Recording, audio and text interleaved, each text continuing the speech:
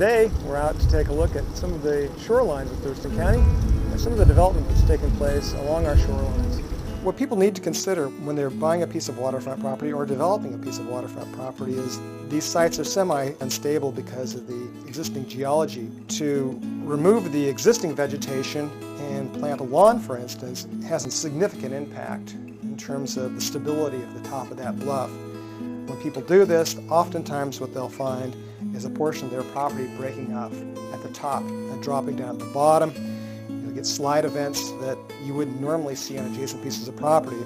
While grass is attractive, it does provide problems for marine bluff property owners. One of the problems is oversaturation, that it does require a certain amount of water to stay green. This can also add a lot of water into the soils, which could cause problems later on. The other thing is that people sometimes use chemical fertilizers on their lawns. Those can then run off, and that becomes a non-point source of pollution to the Puget Sound. We chose not to have a lawn because we enjoy the plants that bring in the wildlife, and it also keeps us from having to pay for the maintenance of a lawn and the chemicals, and gives us more time to enjoy the water. I think it's really important for me to make sure that I keep clean up after my pups' waste, and I always carry plastic bags because the fecal coliform.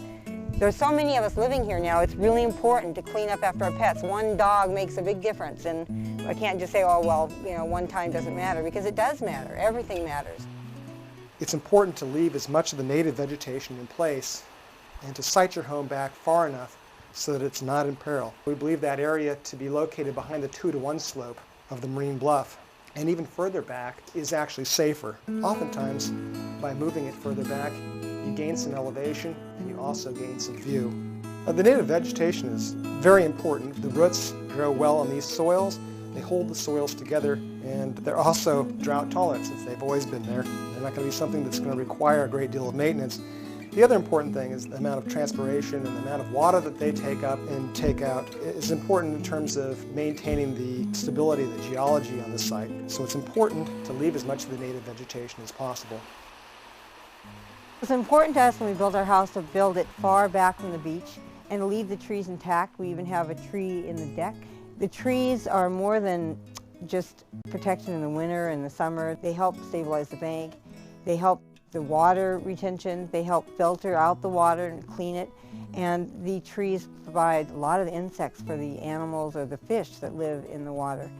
Also, the trees are a view for us. They're beautiful. They dance in the wind and they bring us harmony, and each tree has its own personality.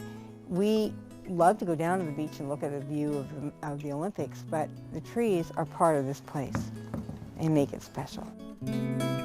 The other plant we see people using on waterfront property is English ivy. It's an invasive species. Not only does it take over areas, it also kills all the native species. So we'll see large trees being taken over by the English ivy and eventually dying. It also hides problems. Once the plant is in place, you don't really know what's going on underneath it. If there's cracking of the soil somewhere that might indicate some future slide activity, it will not be visible to the property owner. In several cases, I've seen hillsides of English ivy drop down to the beach because of the weight and the shallowness of the root system within the ivy.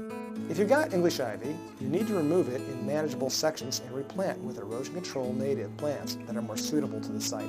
It's important to prevent surface erosion by mulching the bare ground until the new plants are established. This used to be total ivy, and if I didn't know about ivy, it probably would take over. It would climb up these trees, it would go everywhere. And the thing about ivy is it becomes a monoculture and just takes over all the native plants. The local weed control specialist can help you get rid of ivy, but this is what I did in my situation. First of all, I got rid of the ivy by removing it from the trees. I just cut off the base, and then I went to the ground level and I just started pulling out, rolling it back and pulling it out, and some of it was really deep, so I had to really rip out the roots, and that was a little bit harder, but it was a good exercise and gave me more muscle strength, and it made me feel good to know that I'm helping the native plants in this area thrive. It's important to get the ivy totally out. I think once you get the hang of it, it's kind of fun. After we took the ivy out, it was important that we put something back in so that the ivy didn't come right back. So we planted native plants, and They provide food for the wildlife, and they also help stabilize the bank. And it's just wonderful watching the four seasons with the hummingbirds feeding off the current and the salmonberry and enjoying the native plants that belong here. People believe that the bulkhead will protect their marine bluff from a landslide. However, the bulkhead will not protect the upper bluff. It only protects the erosion at the toe.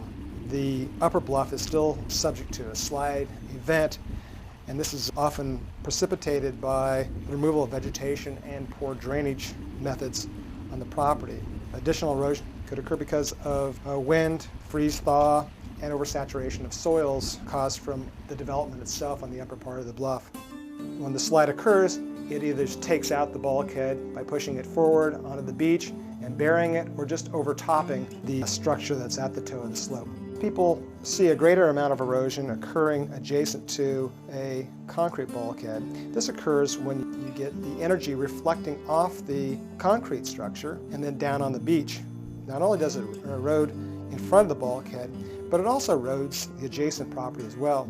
Then the adjacent property owner is in with an application for a concrete bulkhead, indicating that they have erosion now that they didn't have before because of the structure, and they need something to protect their toe, and so on, and somewhat of a domino effect. The use of an alternative method of toe protection using root wads or other large woody debris with some rock helps provide a habitat for the upper intertidal area, as well as deflecting energy away from the toe of the slope. And in the meantime, the bluff has been able to provide sediment to the beach so that it can be maintained in a natural state.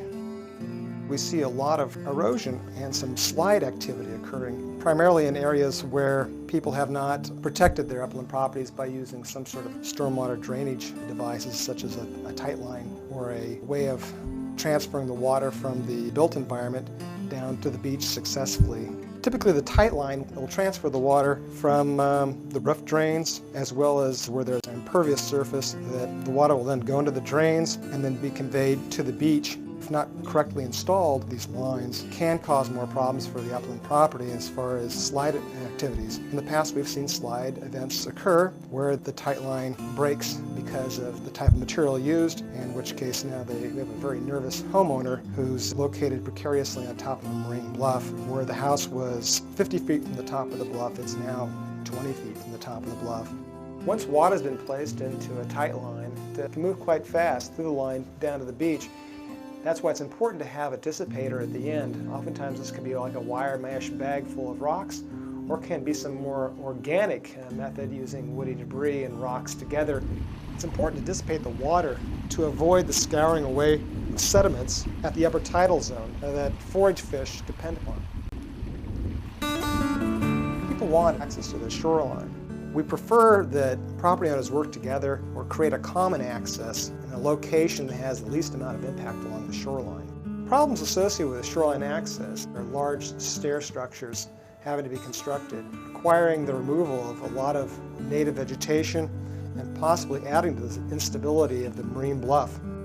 By creating a shared access at maybe the lowest point along the shoreline, they can provide multiple usage of one stairway as opposed to, say, 4 or 5, and that reduces both the cost and the maintenance for all the property owners who use that access. People who have waterfront property oftentimes think they need a bulkhead to create a landing to get to the beach. One can easily place a structure at the toe of the bluff without having to have any type of bulkhead whatsoever to gain access to the beach. I can come home from a busy day and it's just so refreshing to hear the eagles and see the loons and grebes and the canopy, and not have to worry about pruning or my bulkhead, but letting things just naturally take their place and just watch what happens. It's just a blessing.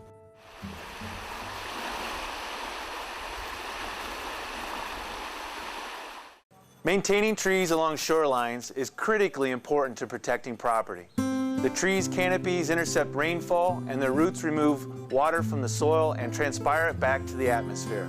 The roots also keep many layers of soil in place. All of these factors increase the stability of slopes with trees on them. Trees such as these have interconnectivity with their canopies and root systems. So when people cut down all their trees except one, that remaining tree has lost its support network and is much more likely to blow down in the next big windstorm. It's best to leave clusters of trees as they appear in nature and to address any problems using pruning techniques. People usually top a tree because they want to open a view or because they're worried about the tree being dangerous. But topping is not the solution and can actually exacerbate the situations people are trying to improve. If a tree really is hazardous, then it should be removed or pruned by an arborist. Topping will just create an entry point for disease and hasten a tree's death, making it more of a hazard. Or the topping will encourage the tree to produce a bunch of weak branches, which can be very dangerous. If the tree isn't actually a hazard, but the residents want more peace of mind, selective pruning techniques can be used to remove poorly attached branches or reduce the tree's wind sail potential. If you want to open a view, there are several pruning techniques an International Society of Arboriculture certified arborist can use. Topping can actually cause more obstructions of your view because the tree will try to replace its lost canopy with vigorous new growth right below the topping wound. And in fact, this growth will actually be bushier than what was there in the first place. Let's look at some types of selective pruning that can open views and reduce wind sail. Behind me we have very good examples of crown raising or skirting. This is where they actually remove the lower portion of the canopy of the tree, and it works very well opening up a view past the trunk to whatever the focus is behind that. Crown raising or skirting can be applied to younger trees. You remove the lower portion of the canopy to redirect energy into the upper portion of the canopy to allow the tree to grow faster and eventually move up out of your view. Window pruning is basically taking out a small section of the tree's canopy to open up a specific view. Generally, whether you're windowing or doing some of the other view prunings, you do not want to take more than 25% of the canopy off the tree in one growing season. Madrones are broadleafed evergreen trees that are especially important along shorelines. They are salt tolerant and their evergreen canopies can capture rainwater in winter. Plus they have a deep, widespread root system that is so strong it can actually penetrate hardpan. So madrones help to remove water from slopes, which can prevent deep-seated erosion and slides. Some people are often worried that madrones are a hazard tree because of their tendency to grow out from a slope at an angle or even almost horizontally. But that's just growth habit, and it's nothing to worry about. You rarely see a madrone that's pulled out of a marine bluff, and in fact, their roots are so deep that even a dead madrone will still provide stability to a bank for many years. Many of the madrones along our marine bluffs are suffering from various canker or viral infections. This can be treated by climbing arborists. They can actually prune out some of that dead wood and enhance the health and structure of that tree. But if you have a very healthy madrone, I would not really recommend pruning any of the branches off of that could in fact actually invite disease or an infection through that pruning cut or that open wound. If you do have a question about whether a tree should be removed or the proper pruning techniques for your situation, contact an ISA certified arborist to come out and take a look at your trees, assess them, and recommend a prescription for any trees needing work. Many times, people try to take trees out themselves or rely on someone who has some equipment. Tree removal and pruning is dangerous, and it may not be necessary. So always get advice from an expert. I can make a difference in my own yard by gaining knowledge, helping nature be what it's intended to be here, which will provide nutrients and a healthy ecosystem for all that lives here. And what more can you ask for in life?